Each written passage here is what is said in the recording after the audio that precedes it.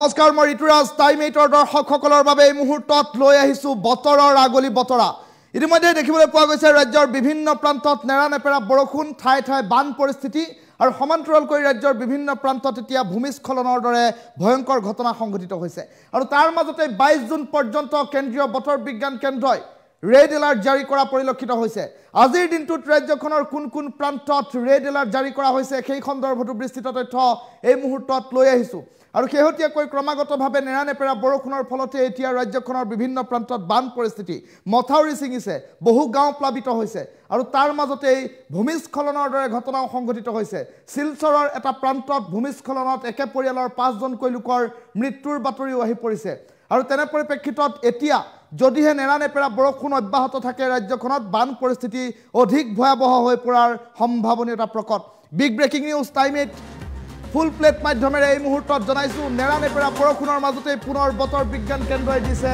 সতৰ্কবাণী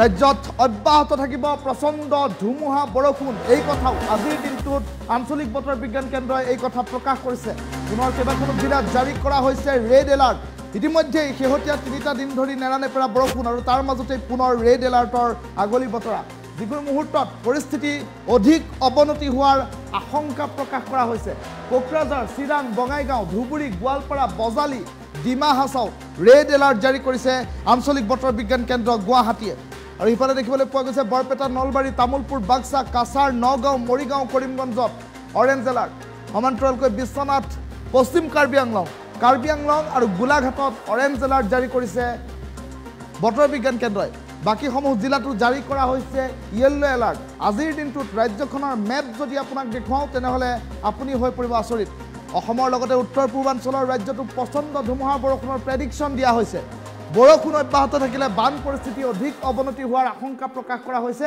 আৰু সমান্তৰালকৈ উজনি নামনি মধ্য আৰু উত্তৰ অসমক যদিহে আপুনি সামগ্ৰিকভাৱে চাই তেনেহলে বৰ্তমানৰ পৰিস্থিতিলৈ যদিহে লক্ষ্য কৰে তেনেহলে বান পৰিস্থিতি ৰাজ্যখনত কিন্তু অধিক ভয়াবহ নামনি অসমৰ কথা যদিহে কোৱা হয় তেনেহলে দেখিবলৈ পোৱা গৈছে নামনি অসমৰ বিভিন্ন প্ৰান্তত এতিয়া বান পৰিস্থিতি কালদিয়া নয়ে কালিৰ দিনটোতেই ছিগিছে মথাউৰি আৰু তাৰ পাছতেই শ গাঁও এতিয়া প্লাবিত হৈ পৰিছে সমান্তৰালকৈ যদিহে মধ্য অসমৰ কথা কোৱা যায় তেনেহলে কলং কপিলিয়ে ভয়ংকৰ ৰূপ ধাৰণ কৰিছে যমুনাই ভয়ংকৰ ৰূপ ধাৰণ কৰিছে দবকাৰ এটা প্ৰান্ত মুৰাজাৰৰ এটা প্ৰান্ত ৰহাৰ এটা প্ৰান্ত কামপুৰৰ এটা প্ৰান্ত ইতিমধ্যে প্লাবিত হৈ পৰাৰ খবৰ আহি পৰিছে আৰু সমান্তৰালকৈ যদিহে চোৱা যায় বৰাক উপত্যকাৰ কথা কাটাখাল কুচিয়াৰা বৰাক নদীয়ে ভয়ংকৰ ৰূপ ধাৰণ কৰিছে যাৰ ফলশ্ৰুতিত এতিয়া দেখিবলৈ পোৱা গৈছে বহু বৰ্ণাঢ্যই হাহাকাৰ পৰিস্থিতিৰ সৈতে মোকাবিলা কৰিবলগীয়া হৈছে আৰু তাৰ মাজতে এতিয়া দেখিবলৈ পোৱা গৈছে আজিৰ দিনটোত আঞ্চলিক বতৰ বিজ্ঞান কেন্দ্ৰই প্ৰকাশ কৰিছে নতুন মেপ য'ত দেখিবলৈ পোৱা গৈছে ৰাজ্যৰ কেইবাখনো জিলাত জাৰি কৰা হৈছে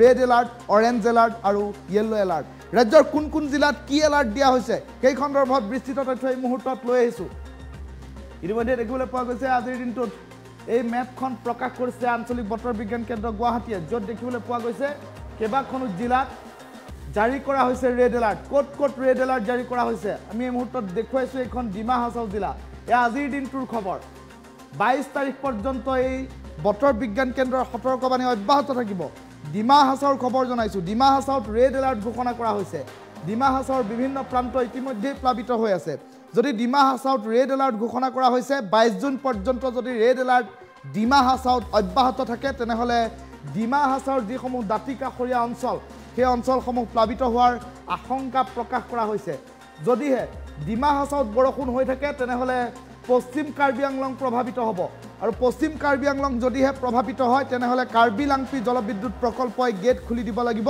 আৰু ইতিমধ্যেই বিপদ সীমাৰ ওপৰেৰে পানী বাগৰাৰ বাবে খান্দং জলপ্ৰপাতৰ বান্ধ খুলি দিয়া হৈছে সমান্তৰালকৈ অন্য প্ৰান্তৰ দৃশ্যাংশ দেখুৱাম এয়া নামনি অসমৰ খবৰ নামনি অসম ইতিমধ্যে ৰেড এলাৰ্ট ঘোষণা কৰা হৈছে গোৱালপাৰা বঙাইগাঁও চিৰাং কোকৰাঝাৰ ধুবুৰীত ইতিমধ্যে ৰেড এলাৰ্ট ঘোষণা কৰা হৈছে মুখলধাৰে বৰষুণ আহিব বজালি জিলাখন ইতিমধ্যে ৰেড এলাৰ্ট ঘোষণা কৰি ৰখা হৈছে কিয়নো বজালি জিলাটো ইতিমধ্যেই ক্ৰমাগতভাৱে বান পৰিস্থিতি বৃদ্ধি পাইছে আৰু বজালি জিলাত কালদিয়া নয়ে ভয়ংকৰভাৱে ৰূপ ধাৰণ কৰি মথাউৰি ছিঙিছে আৰু তেনে পৰিপ্ৰেক্ষিতত এতিয়া পুনৰবাৰ আজিৰ দিনটোতো ৰেড এলাৰ্ট ঘোষণা কৰি ৰখা হৈছে বজালি জিলাত তেনে পৰিপ্ৰেক্ষিতত পৰৱৰ্তী সময়ত কি ব্যৱস্থা গ্ৰহণ কৰা হ'ব সেয়া হয়তো লক্ষণীয় হৈ পৰিব কেৱল ৰেড এলাৰ্টেই নহয়, যদিহে আপুনি সমগ্ৰ ৰাজ্যখনৰ প্ৰেক্ষাপট চায় তেনেহ'লে কেইবাখনো জিলাত অৰেঞ্জ এলাৰ্ট পৰ্যন্ত জাৰি কৰি ৰখা হৈছে।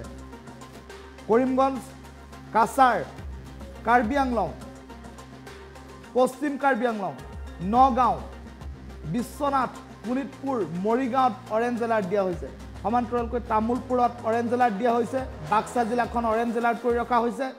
বৰপেটা, নলবাৰী ইতিমধ্যে অৰেঞ্জ এলাৰ্ট কৰি ৰখা হৈছে। সমান্তৰালকৈ গোলাঘাট জিলাৰ প্ৰেক্ষাপট যদিহে চায় তেনেহ'লে গোলাঘাট জিলাকো কৰি ৰখা হৈছে অৰেঞ্জ এলাৰ্ট।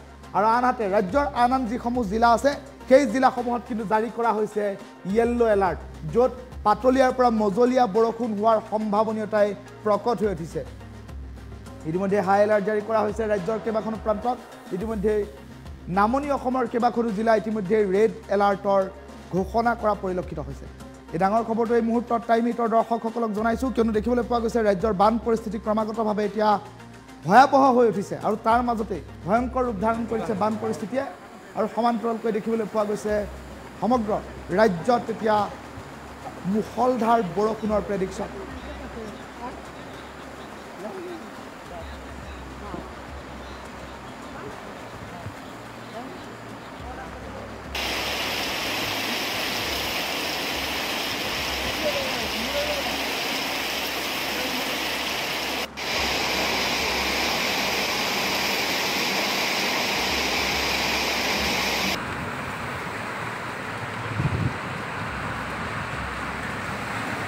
এই মুহূৰ্তৰ ৰাজ্যৰ বিভিন্ন প্ৰান্তৰ দৃশ্যাংশসমূহ দেখুৱাইছোঁ, য'ত দেখিবলৈ পোৱা গৈছে ধাৰাসাৰ মুষলধাৰ বৰষুণৰ বাবে এতিয়া ক্ৰমাগতভাৱে ফেনে ফুটুকাৰে উফন্দি উঠিছে নৈ উপনৈসমূহৰ জলপৃষ্ঠ।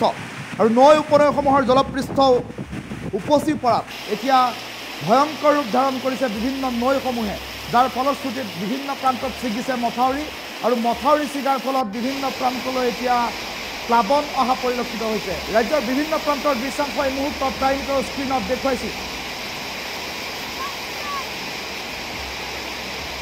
টাইম এইটৰ এই পোনপটীয়া সম্প্ৰচাৰত সংযুক্ত হৈ থকা দৰ্শকসকলে টাইম এইটৰ কমেণ্ট ছেকশ্যনত মন্তব্য আগবঢ়াব পাৰে। যদিহে আপোনাৰ অঞ্চলতো বৰষুণ হৈছে, যদিহে আপোনাৰ অঞ্চলতো বানপানী হৈছে, তেনেহ'লে টাইম এইটৰ কমেণ্ট ছেকশ্যন খুলি দিয়া হৈছে। এই কমেণ্ট ছেকশ্যনত জনাব পাৰিব আপোনাৰ মন্তব্য, আপোনাৰ ঠাইৰ আপডেট আপুনি জনাব পাৰিব। টাইম এইটৰ পোনপটীয়া সম্প্ৰচাৰৰ মাজতে আমি মন্তব্যৰ পৰা আপোনাৰ অঞ্চলৰ বাতৰিসমূহ পোনপটীয়া সম্প্ৰচাৰতে পঢ়ি শুনাবলৈ চেষ্টা কৰিম। ইতিমধ্যে বিভিন্নজনে মন্তব্য প্ৰকাশ কৰা পৰিলক্ষিত হৈছে। সন্দীপ পলে মন্তব্য কৰিছে হাইলাকান্দিত মুষলধাৰ বৰষুণ হৈছে। ছাইদুল জামানে গুৱাহাটী ইউনিভাৰ্চিটিৰ এক্সামসমূহ পষ্টপন কৰিব লাগে বুলি এক প্ৰকাৰ মন্তব্য প্ৰকাশ কৰা পৰিলক্ষিত হৈছে। ৰমেশ স্বৰাই মন্তব্য কৰিছে ওদালগুৰিতো পুৱাৰ পৰা বৰষুণ হৈ আছে বুলি মন্তব্য কৰা পৰিলক্ষিত হৈছে। কাবুল হুছেইনে হুজাইৰ লংকাৰ উদালিত বৰষুণৰ প্ৰভাৱ হৈছে বুলি উল্লেখ কৰিছে।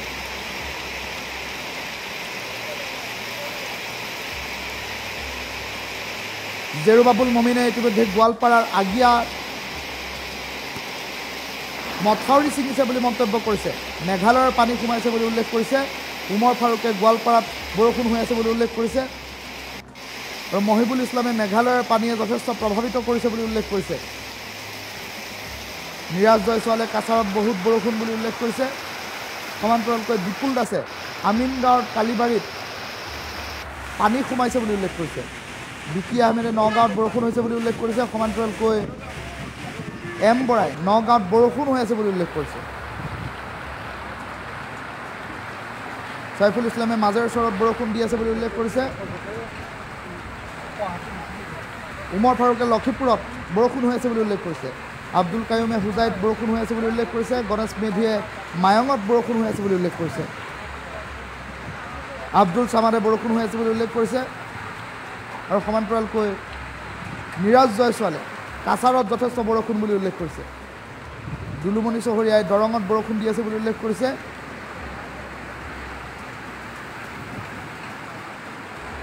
সবিতা উজাই তামোলপুৰত দিন ৰাতি একে বৰষুণ হৈ আছে বুলি উল্লেখ কৰিছে। মনোজে উল্লেখ কৰিছে গুৱাহাটীত বৰষুণ। অৰ্জুন ৰাজবংশীয়ে নলবাৰীত বৰষুণ হৈ আছে বুলি উল্লেখ কৰিছে।